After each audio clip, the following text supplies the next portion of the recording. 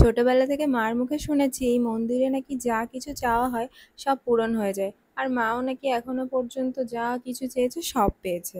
শুধু মা নয়, এই গ্রামের সবারই তাই বিশ্বাস। মহাদেব নাকি তাদের সমস্ত দুঃখ বিপদ থেকে রক্ষা করে।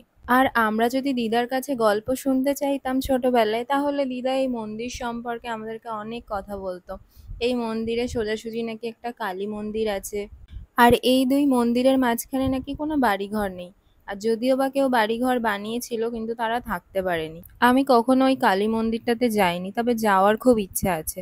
পরের বার গেলে যদি যাই, তাহলে তোমাদের সাথে অবশ্যই ভিডিও শেয়ার করব। সবাই বাতাসা নিতে ব্যস্ত, আর বাচ্চাগুলো বাতাসা কুড়িয়ে যে কি যে মজা পাচ্ছিল। ওদের মধ্যে একটা কম্পিটিশন চলছিল, কে কত বেশি পেতে পারে। অনেকের আবার ওজনে মানসিক ছিল, মানে সম পরিমাণ ফল দিয়ে মানসিক।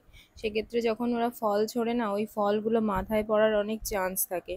আর একবার আমারও এরকম ওজনে মানসিক ছিল, কিন্তু আমি ফলগুলো না ছুঁড়ে সবাইকে এক একটা করে দিচ্ছিলাম। কিন্তু ওখানকার লোকগুলো বলল যে ওরম ভাবে দিতে নেই, তুমি ছুঁড়ে ছুঁড়ে দাও। ভিডিওটা তোমাদের কেমন লাগলো অবশ্যই জানিও, আর চ্যানেলটাকে সাবস্ক্রাইব করে দিও।